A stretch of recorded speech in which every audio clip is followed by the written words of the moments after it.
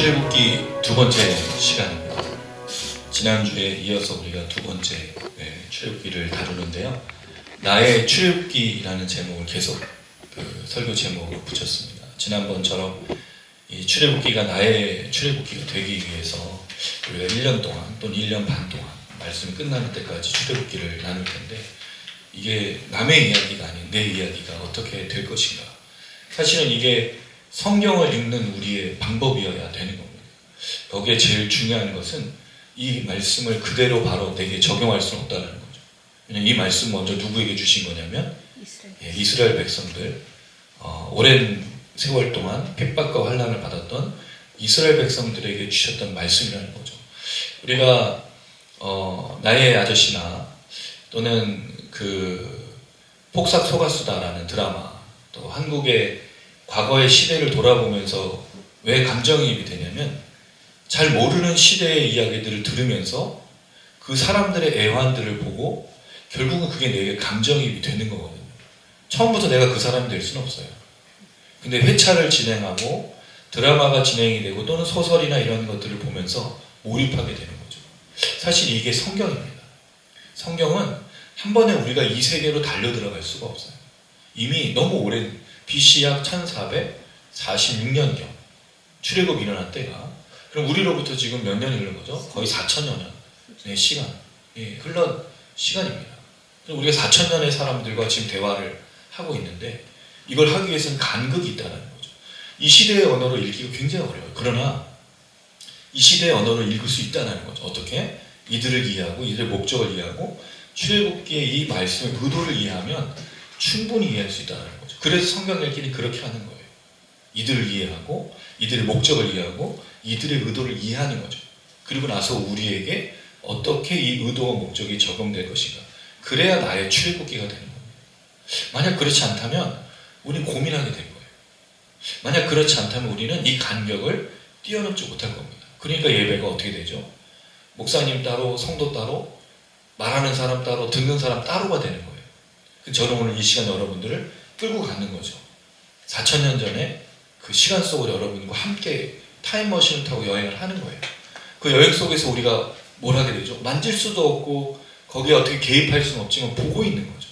그 현장 속에서 일어난 일들을 현장화하는 거니까 실현하고 재현하는 거죠. 물론 그 언어가 다르고 문화와 가치관이 다릅니다. 완전히 재현하기는 어려워요. 저도 이 시대의 사람이고 이 문화를 정확하게 이해하기가 어렵기 때문이죠. 그러나 의도와 목적을 우리가 이해한다면 충분히 우리가 그 세계로 들어갈 수 있는 거예요. 그래야 이게 나의 출애굽기가 됩니다. 특별히 이거는 요한계시록과 달리 서신이 아니라 뭐죠? 내러티브, 이야기입니다. 그래서 훨씬 더 이입이 잘 될 수 있어요. 대신에 확 이입하기는 어렵죠. 내가 그 사람이 아니라는 사실을 또 견지하면서 오늘 이 시대에 우리가 어떻게 나의 출애굽기를 회복할 것인가, 그렇게 말씀을 같이 한번 읽었으면 좋겠습니다. 오늘 본문을 보시면 지난주에 출애굽기 1장 1절에서 7절이 서론이었어요. 출애굽기에 무슨 내용을 담고 있었죠? 창세기와의 분명한 연결점을 담고 있는데 두 가지가 있었다고 말했습니다. 첫 번째는 애굽에서 반드시 내가 돌아오게 하겠다는 야곱의 죽음, 요셉의 죽음에 담겨져 있는 의미, 그리고 이 아들들의 의미가 바로 그것이다. 그래서 하나님은 반드시 너희들을 애굽에서 데리고 올 거야, 이게였죠. 두 번째는 7절에 나온 생육하고 번성하고 땅에 충만한, 하나님은 이 약속들을 계속 지켜가고 계시다는 거예요. 이스라엘 백성은 알든지 모르든지, 그들이 역사를 깨닫든지 모르든지 하나님은 이어가고 계시다는 거죠. 그래서 이 두 가지를 통해 창세기와 출애굽기 연결이 되어 있고, 비록 역사의 단절이 일어나죠. 요셉도 죽고 야곱도 죽고 그 시대의 사람들도 죽지만 하나님의 역사는 계속 되어지는 역사의 단절성 속에, 또 하나 정체성의 혼란 속에, 이제 정체성이 심각한 혼란이 옵니다.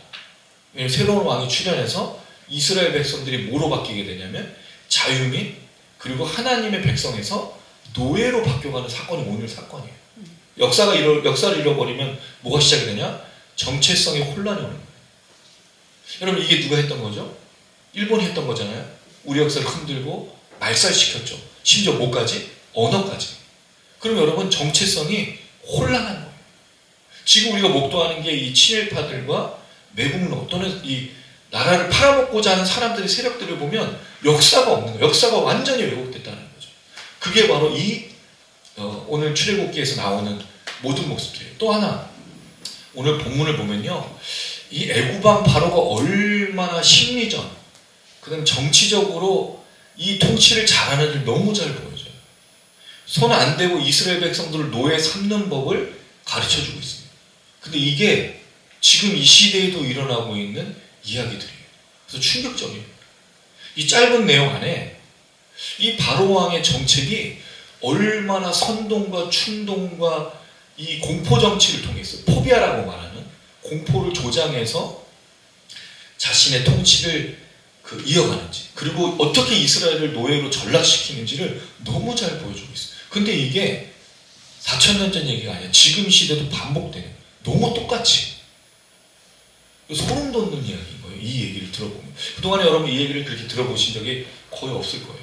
우린 주로 어디서부터 듣죠? 히브리 산파가 이 모세를 구출해서 누구를 만나죠? 애굽왕 바로의 딸과 만나게 되는 이 사건만 우리가 기억하는데 이 배경이 너무 중요해요. 제가 좀 아쉬운 게 있었어요. 출애굽기를 제가 연구하면서 또 서적을 사잖아요. 책을, 주석서를. 그럼 주석서를 사서 한글 번역서들과 한글에서 나온 책을 보면 너무 아쉬워요. 출애굽기 주석이 너무 약해요.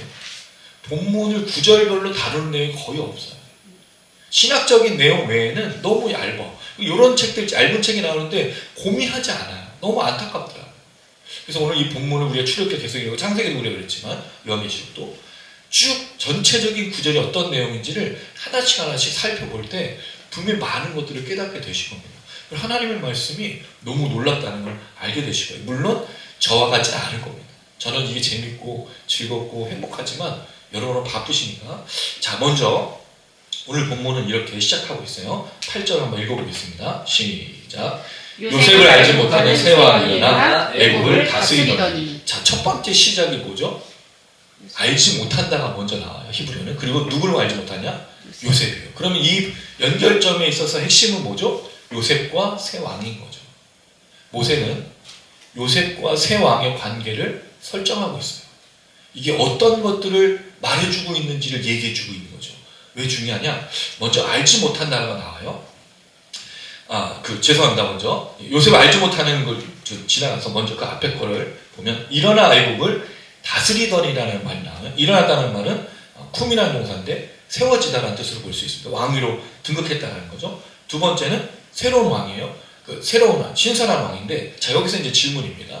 이 왕은 새롭다라는 말을 할 때 앞선 왕조를 이어가는 왕이겠는가? 아니면 앞에 있는 왕조와 전혀 다른 왕인 것인가? 이런 질문이 이제 생길 수 있어요.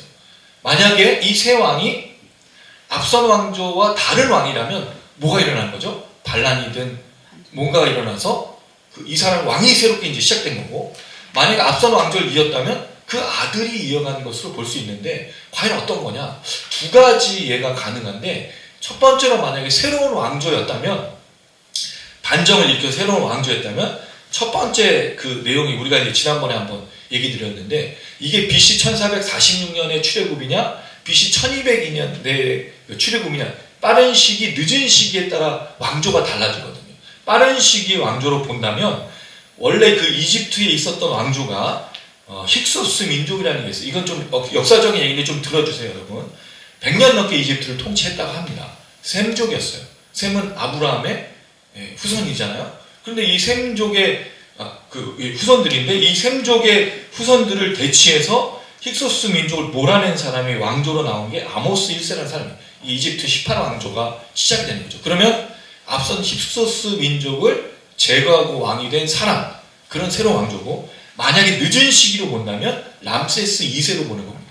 람세스 2세는 라암세 성을 만들었다고 말하는데, 이름만 같이 사실은 실제적인 건 아닐 수도 있다고 얘기하는데, 그렇게 됐을 때 문제가 뭐냐면, 만약에 왕위를 이었다면 이 왕이 굳이 국고성을 만들 때 이스라엘 백성을 노역시킨 노예로 만들 수 있겠는가, 이런 철천지 원수가 될 수 있겠는가 라는 생각이 좀 드는 거고요. 만약에 힉소스 민족, 셈족 계열이면 이스라엘 민족의 계열이잖아요.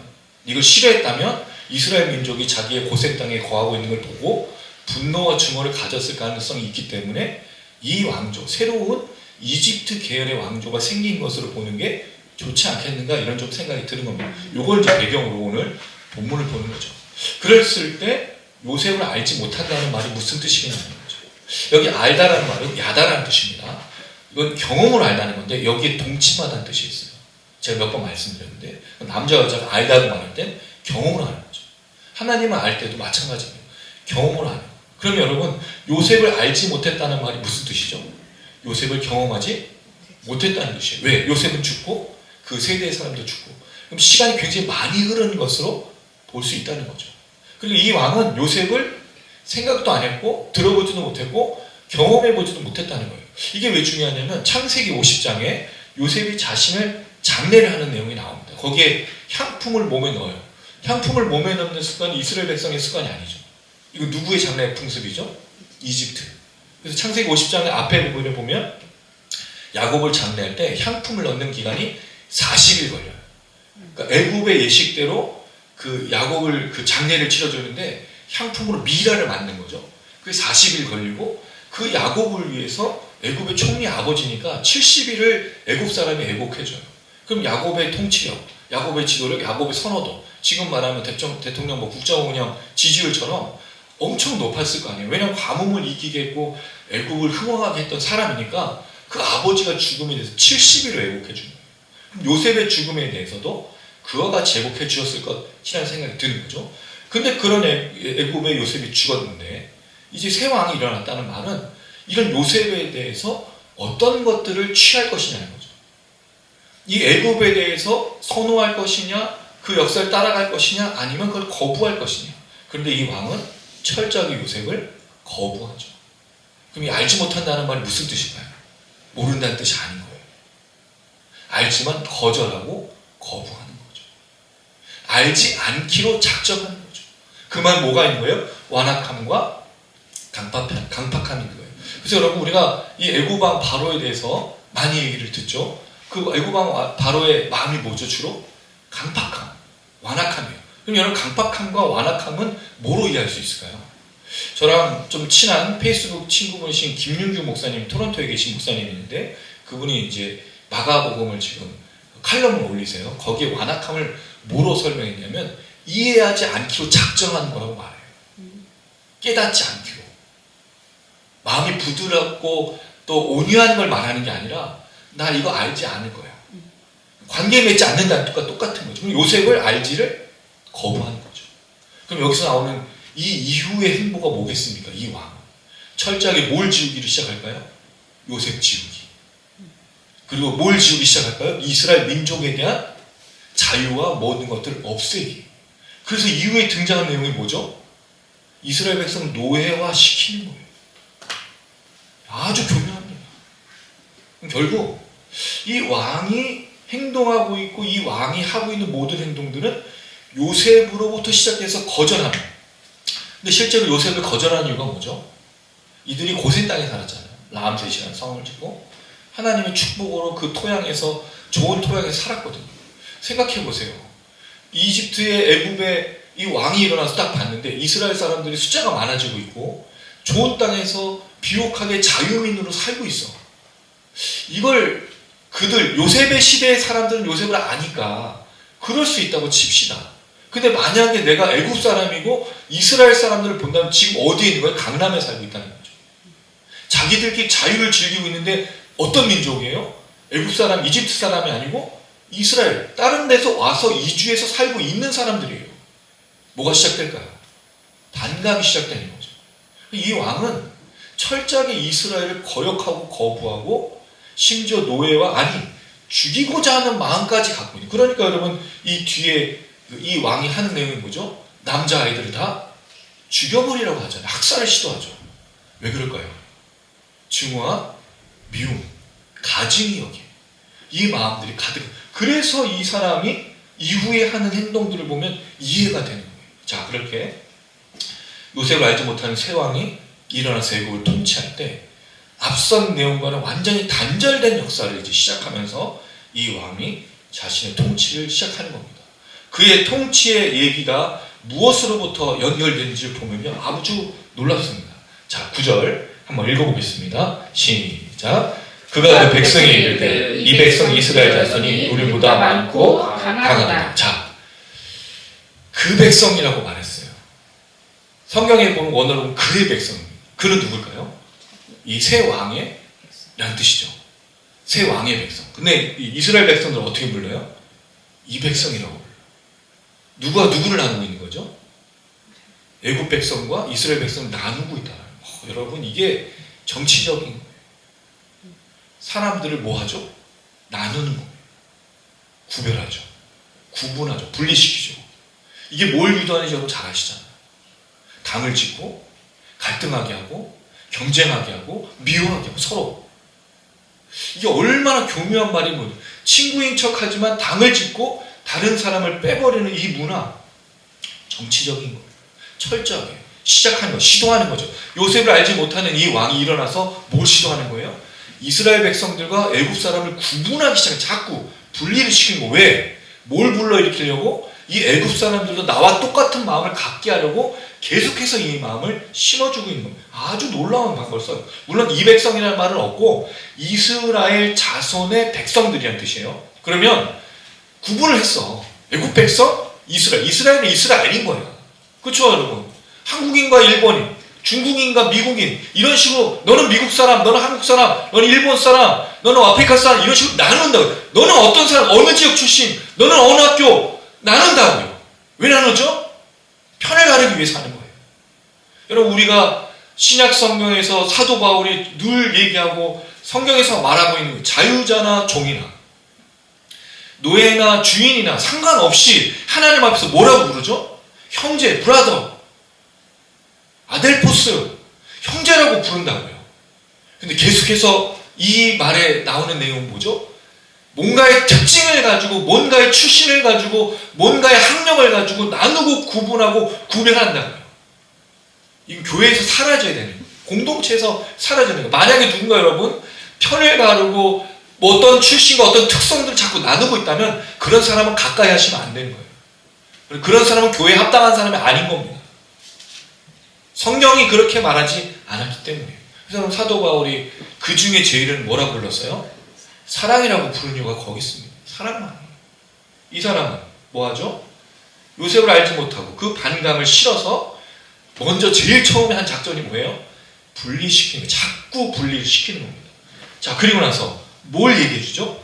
이 자손이 우리보다 많고 강하다고 얘기해요. 많다라는 말은 지난번에 우리가 한번 얘기했던 라브라는 단어를 그대로 쓰고 있고요. 강하다는 말은 아춤인데 강한, 강대한, 강력한, 무수한, 셀 수 없는 이라는 뜻인데, 그런데 구약 성경에 나오는 내용을 보면 용맹하다는 뜻보다 더 큰 뜻이 뭐냐면 셀 수 없이 많은 거예요. 예전에 한번 우리가 들어봤던 얘기일 수도 있는데 민수기에 보면 모압 왕 발락이 이스라엘 백성들이 요단강을 건너서 모압, 그 요단 동편으로 올라가고 있을 때 모압 왕 이스라엘 백성들이 진치고 올라오는 걸 보면서 두려움을 느꼈죠. 그래서 그 발락이라고 하는, 발람이라고 하는 그 선지자, 이방 선지자를 찾아가서 이스라엘 백성들을 저주해주면 좋겠다라고 하는 그 사건, 그 속에 이 사람이 뭐라고 얘기하냐면 우리보다 강한이라고 말할 때 이게 아춤이에요. 오늘 본문이랑 굉장히 똑같은 표현이에요. 우리가 보다 강한이라는 말이 히브리어는 아춤 민 메네인데 이 말이 그대로 출애굽기 본문에 나오고 그 민수기 말씀에도 그대로 나오는 거예요.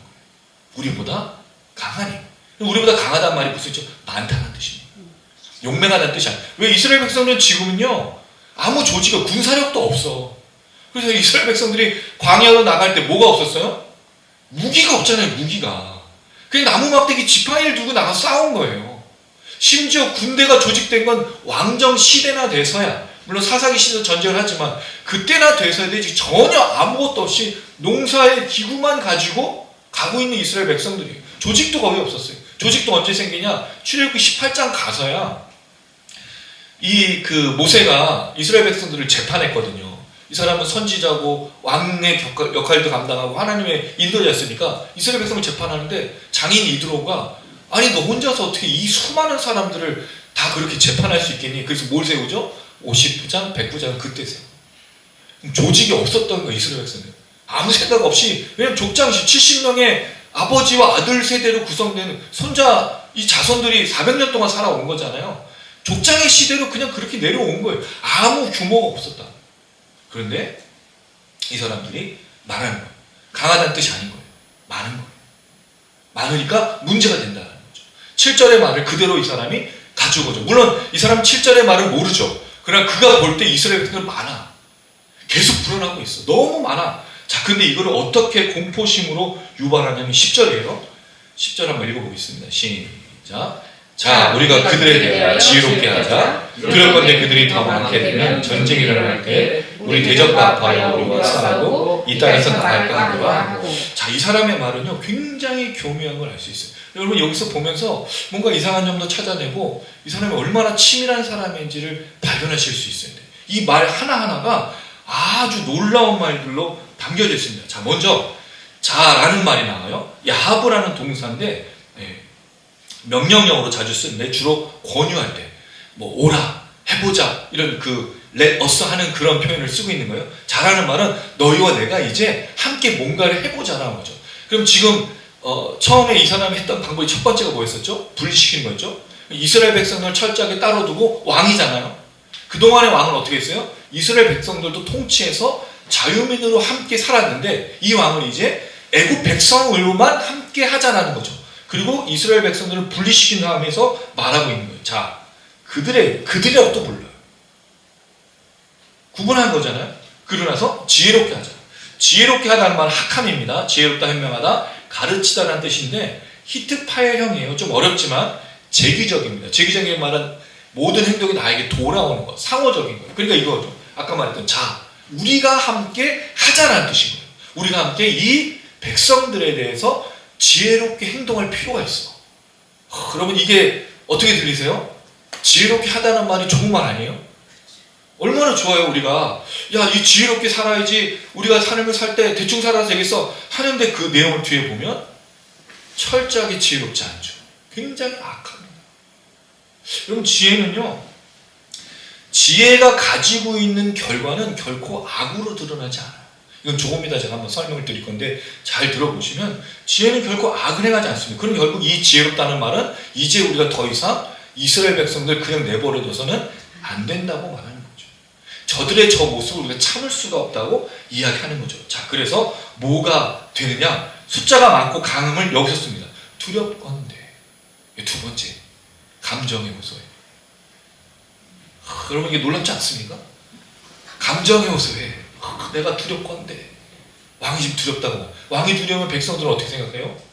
백성 더 두렵죠.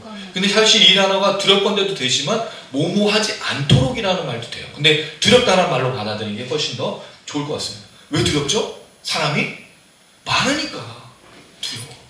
뭐를 조장하죠? 포비아. 포비아가 뭐예요? 여러분? 포부스라는 헬라어에서 공포, 두려움이 나온 건데 공포심을 조장하죠. 예전에 여러분 일본이 관동 대지진이 났을 때 한국 사람 조선인들이 많이 학살당했잖아요. 왜 그랬죠? 조선인들이 독에 물 타고, 아니 독에 물 탄 게 아니라 물에 독을 줬고 독에 물 타고 물에 똑같네요. 똑같아요. 예, 지진을 그게 누구 때문이다? 조선인들. 공포심을 조장했어. 그럼 사람들이 선동되잖아요. 그럼 누구에 대한 공포심 생긴 거죠? 조선인들. 정말 잔인하게 죽였습니다. 목을 잘라서 낫을 꽂고 너무 지독하고 너무 잔인해. 왜 그렇죠? 저들은 사람이 아닙니다. 사람이 아니기 때문에 공포심을 계속해서 조장하는 거죠. 이 왕이 얼마나 지혜로운 거예요. 그들의 볼 때 악으로 지혜로운 거죠. 그렇게 불러있는데 실제와 다른 거죠. 자, 그 다음에 이 사람이 말하는 구체적인 내용이 뭐냐면 이들이 너무 많아서 전쟁이 일어나면 아직 일어난 게 아니에요. 자, 세 번째, 일어나지 않은 일을 일어난 것처럼 말해요. 자, 아까 얘기했죠? 감정요소했죠? 지금 뭐 하죠? 일어나지 않을 불안한 미래를 자꾸 조장하는, 이 사람들이 할 것들이 이런 것들이라고 계속해서 선동, 아주 충동을 시키거든요. 자, 그 내용이 뭐겠습니까, 여러분? 전쟁이 일어나. 근데 전쟁이 일어나면 누구랑 연합할 거라고요? 우리 대적들과. 이스라엘 사람들은 이미 뭐가 된 거예요? 우리 대적, 원수라는 거예요. 그러니 저 사람들을 가만히 두면 안 된다라고 지금 계속 얘기하는 거예요. 이스라엘 백성은 지금까지 어떻게 살았는데? 그냥 애굽 사람들과 평화롭게 살고 거기서 하나의 민족으로, 거기서 하나의 애굽 백성처럼 살았을 거란 말이죠. 근데 이 왕이 그걸 지켜보니까 아니라는 거죠. 저들은 두려운 존재라는 거죠. 언젠가 문제를 일으킨다는 거죠. 지금은 잠깐 있지만, 지금은 평화롭지만 언제 숫자가 더 많아지면, 우리보다 많아지면 우리를 능가해서 분명히 원수와 연합해서 가만히 두지 않을 거야. 계속해서 이 백성들에게 이야기를 하고 있다는 겁니다. 일어나지 않을 일, 불안한 일들을 만들어서 사람들 공포감을 조성하는 게 이 시대의 특징이지 않아요? 사람들이 왜 그 누군가에 대해서 어떤 사람들에 대해서 혐오를 일으키고 증오를 일으키고 원한을 일으키죠? 일어나지 않을 일들을 자꾸 만들어내기 때문입니다. 그래서 가짜뉴스가 너무 많잖아요. 잘못된 것들을 근데 왜 그걸 따라가죠? 두렵기 때문입니다. 공포심을 자꾸 조장하니까 저 사람이 저 사람이 이상한데 이렇게 되는 거죠.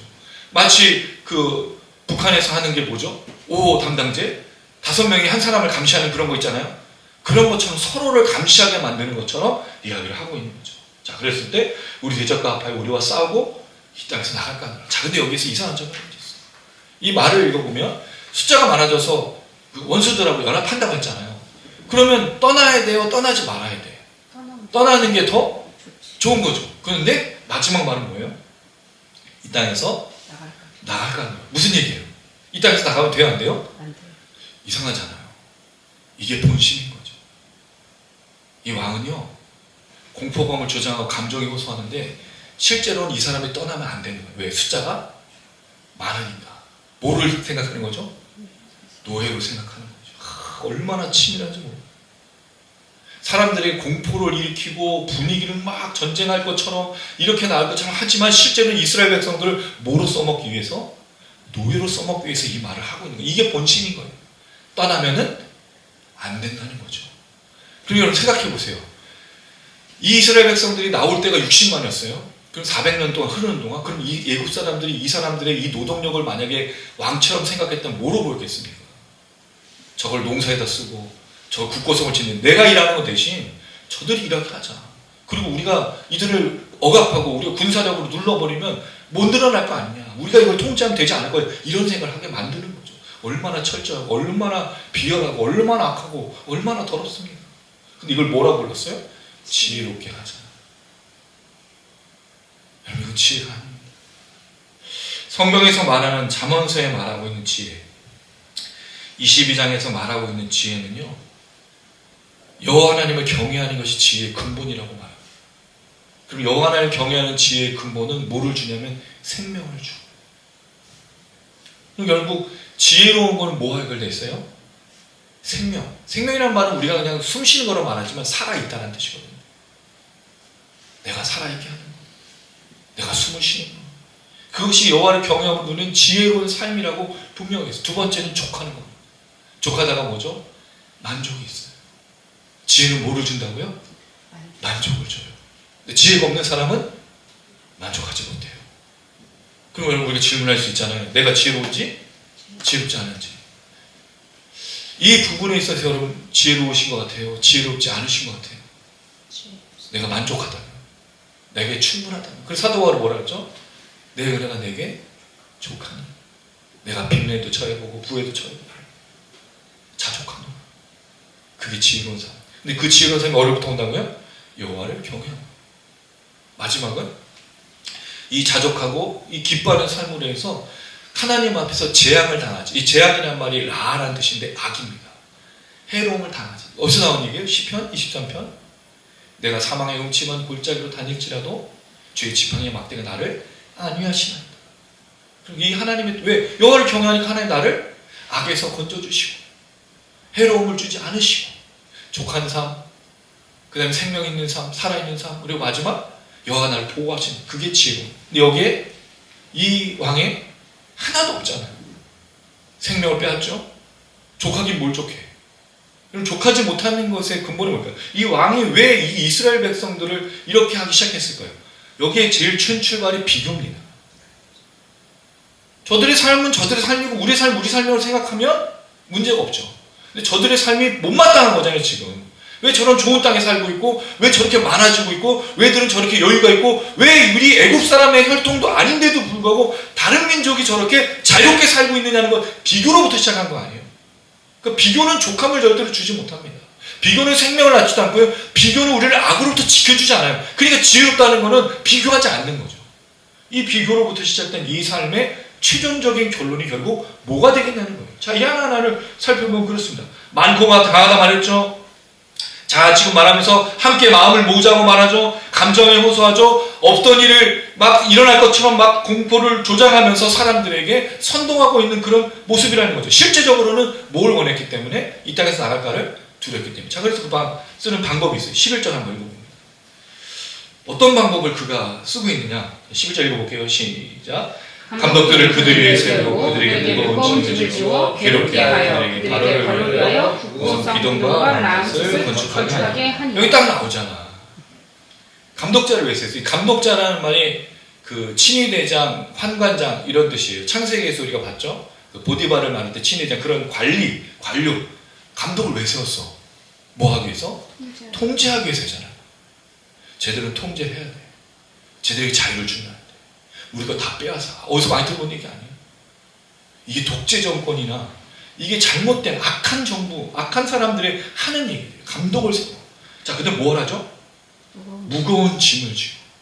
왜 무겁게 할까요? 아무 생각 못하게. 고통에 빠지게.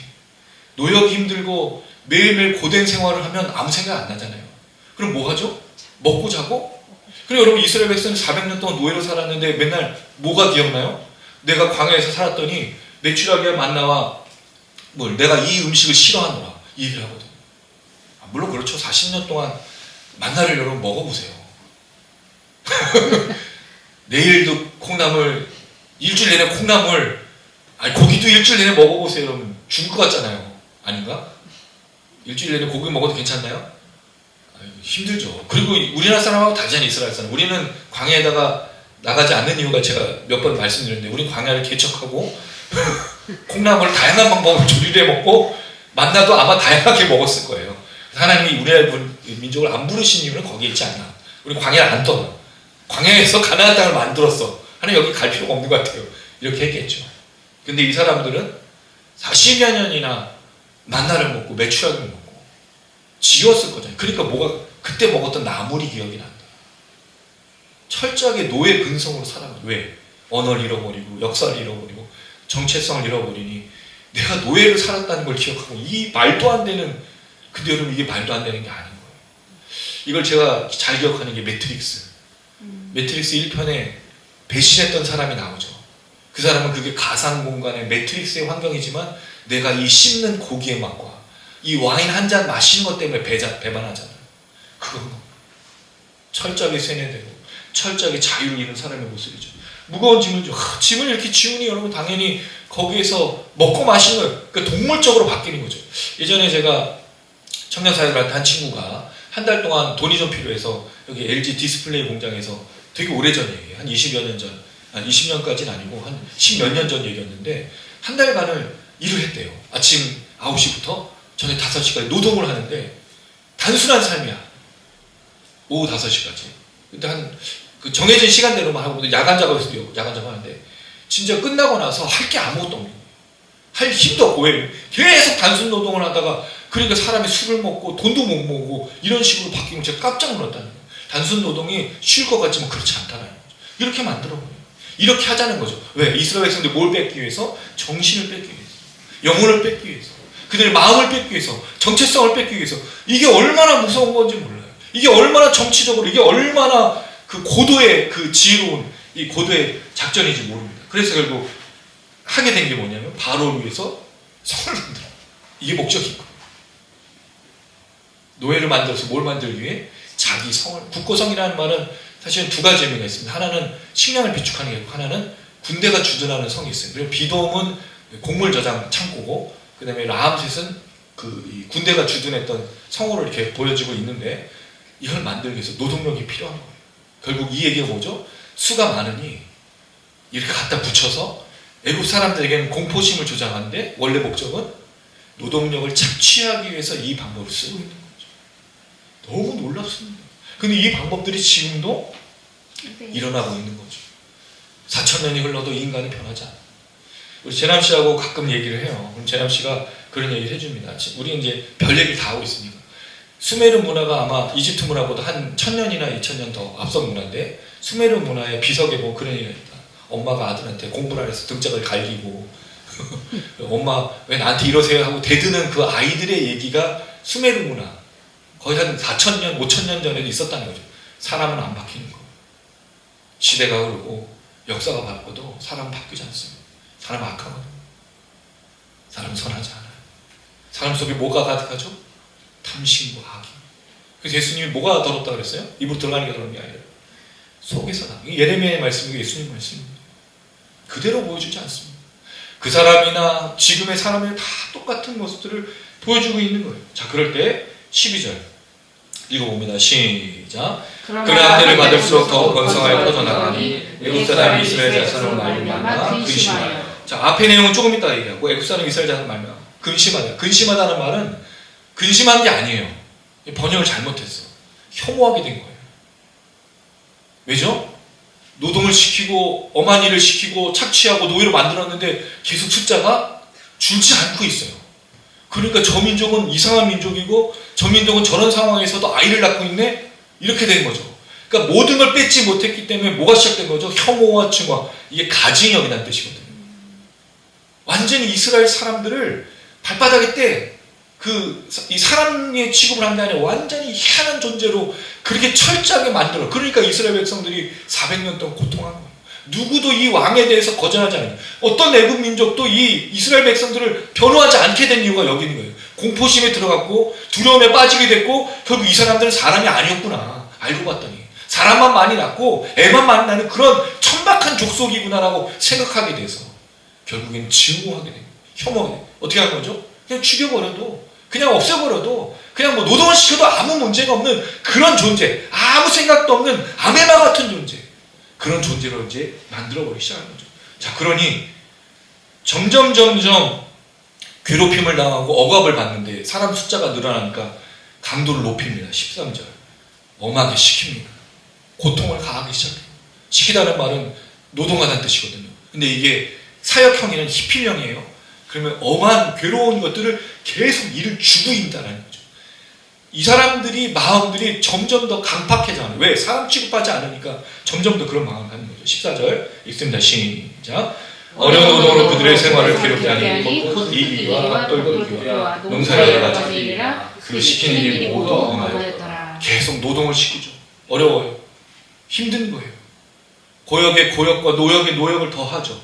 괴롭게 하다는 말 마라를 한다는데 어디서 들어봤죠? 출애굽기에서 마라, 쓴물, 쓴 거예요. 입에서 단내가, 쓴맛이 나. 여러분 그렇잖아요.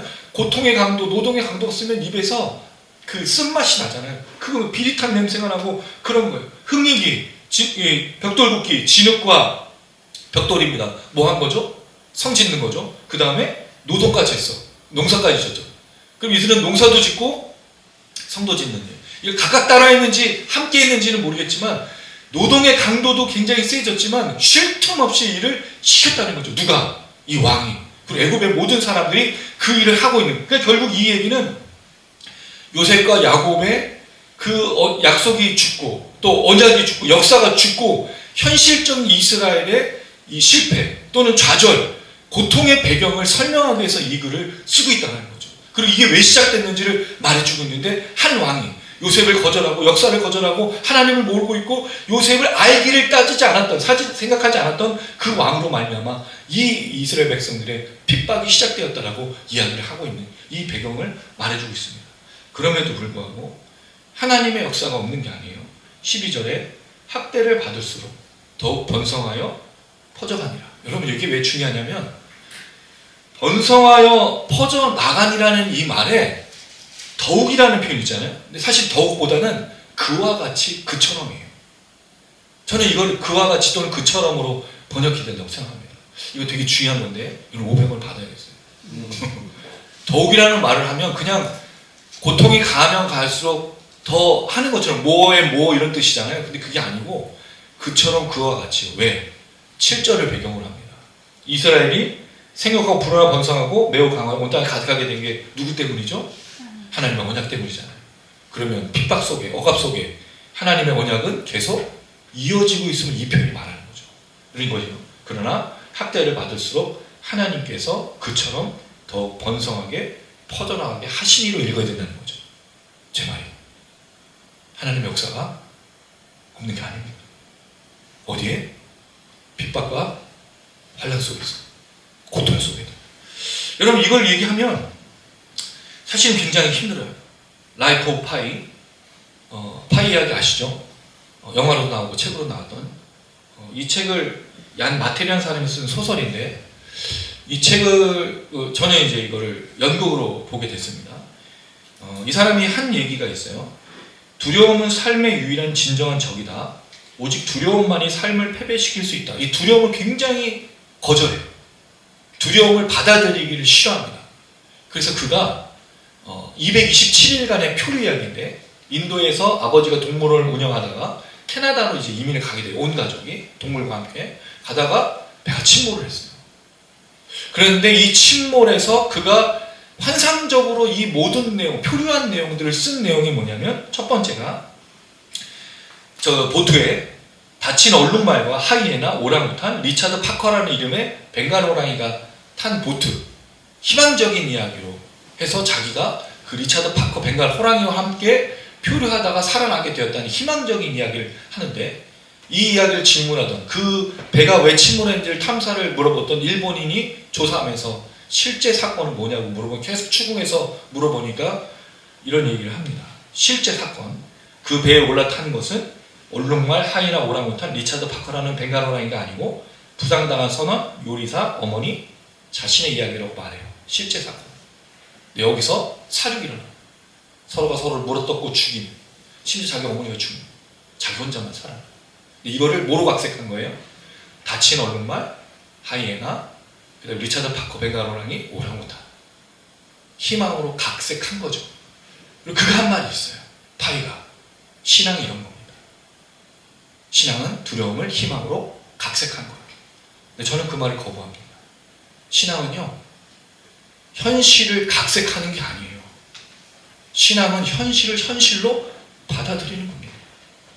우리 여러분, 나의 현실이 이게 두렵고 이 두려움을 극복하기 위해서 내가 좋은 이야기를 여기다가 막 꾸미는 게 아니에요. 환상으로 꾸미는 게 아니에요. 내가 지금 힘든데 나중에 잘 될 것을 바라는 그런 각색으로 이야기하는 게 신앙이 아닌 거예요. 현실을 현실로 받아들이는 게 신앙이고 믿음인 겁니다. 오히려 그 신앙을, 그 믿음을 통해서 현실을 이겨낼 수 있는 힘을 가지게 된 거죠. 여러분, 만약에 그게 신앙이라고 한다면 뒤에 히브리 산파들의 구출의 이야기가 나올 수가 없어요. 각색한 것이 된 것이 되니까. 근데 히브리 산파들이 두려움에도 불구하고 하나님을 믿으니까 아이들을 죽이라는 명령을 따르지 않죠. 그래서 구원이 일어나요. 또 10가지 재앙 중에 하나님의 백성들이 구원을 받는 이야기가 일어나요. 홍해를 가로지르죠. 이게 역사적인 사건이잖아요. 하나님이 우리의 두려운 현실 속에서 역사하고 계시는 것이 분명한 출애굽기의 사건이고 우리의 사건이라는 거죠. 요한계시록에서 그 그리스도인들이, 그 1세기에 핍박받던 그리스도인들이 각색하지 않았습니다. 목이 잘리고 죽어의 현실을 받아들였어요. 대신에 그 속에서 하나님의 도우심을 받는 이야기들을 성경에 기록했죠. 그리고 그들이 꿈꿨던 그 이상과 비전을 이루실 그날을 소망했죠. 신앙은 각색하는 게 아니에요. 저는 그래서 이 연극을 보면서 신앙을 착각하고 있다. 신앙을 정말 모르고 있구나. 왜냐하면 그 주인공이 천주교, 이슬람, 힌두교를 3가지 종교를 다 믿고 있는 사람으로 소년이 나오거든요. 두려움을 희망으로 각색한 이야기가 왜 나왔을까? 자기 어머니가 죽고 목이 잘려 죽고 서로가 서로를 인육을 먹는 그 상황을 받아들일 때 절대로 당연히 받아들이기 어렵죠. 근데 그 사건을 신앙과 희망으로 각색하는 건 절대로 신앙이 아니에요. 우리는 우리 현실을 바라봅니다. 우리는 우리 현실을 떠나지 않습니다. 여러분, 그리스도인들은요, 현실을 떠나서 산으로 가는 사람들이 아니에요. 오히려 우린 여기서 살아냅니다. 할렐루야. 우린 여기서 하나님의 역사를 보게 됩니다. 우린 두려워하지만 하나님의 일하심과 하나님의 역사를 반드시 누리는 사람입니다. 그럼 여러분, 그렇게 보지 못하는 사람들이 있고 그렇게 누리지 못하는 사람도 있지 않겠느냐? 있죠. 그러나 분명히 말씀드리지만 400년의 이 시간 속에 생육하고 번성하는 게 뭐라고요?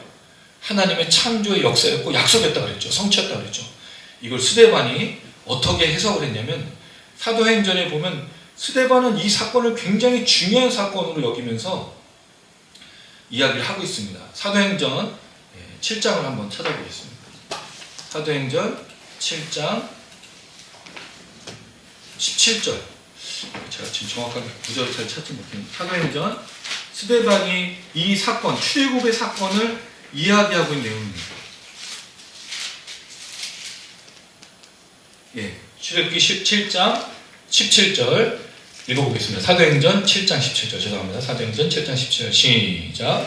하나님 아브라함에게 약속하신 때가 가까우매 이스라엘 백성이 애굽에서 번성하여 많아졌더니.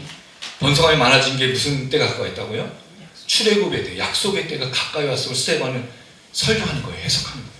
그럼 지금 여러분 이 새 왕이 일어나서 핍박을 받고 그 모든 괴로움 속에서 악한 일이 일어나고 이 이스라엘 백성들이 핍박을 받고 있지만 뭘 볼 수 있는 거죠? 번성하는 걸 통해 때가 가까이 왔구나. 하나님의 성취가 가까이 왔구나를 볼 수 있다는 거죠. 여러분 그렇습니다. 우리가 본다고, 우리가 또 알게 된다고, 우리가 경험한다고 다 하나님의 역사가 아니라 보지 못하고 깨닫지 못하는 것 속에도 하나님의 역사가 분명히 있는 겁니다. 그러니까 우리가 살아가는 겁니다. 근데 우리가 분명히 알고 있는 하나님의 역사가 있죠. 뭐죠 여러분? 예수 믿고 구원받는 거. 이건 누구도 말해주지 않아도 내가 알아. 내가 유일하게 깨달아. 내가 유일하게 경험해. 이 기적보다 더 큰 기적과 이 기적보다 더 큰 하나님의 섭리와 역사를 본 적이 있습니다. 비록 내 삶에서 환경이 나아지고 내 삶에서 고통이 사라지고 내 삶에서 어려움이 사라진다 할지라도 또는 그것이 우리에게 주어진다 할지라도 이 예수를 믿는 그 구원의 역사만큼 더 큰 기적은 없다는 거죠. 그래서 오늘도 저는 믿음으로 선택하여 걷기를 다짐하는 겁니다. 그래서 제가 예배를 드리는 겁니다. 그래서 제가 찬양을 하며 그래서 내가 하나님을 바라보며 걷는 겁니다. 믿음의 역사를 감당하는 겁니다. 보이지 않고 그 역사가 나타나지 않는다지. 왜? 내가 겪었던 이 구원의 역사, 이 기적의 역사, 이 구원의 하나님을 알고 있기에, 경험하였기에 그 하나님을 바라보면서 살아가는 겁니다. 오늘 이야기 속에 굉장히 암울하죠. 다음 주부터는 더 각살의 얘기가 나오니 더 심각하죠. 그러나 그 속에 면면이 흐르는 하나님의 구원의 역사가 있습니다. 우리도 마찬가지입니다. 여러분 보게 될 겁니다.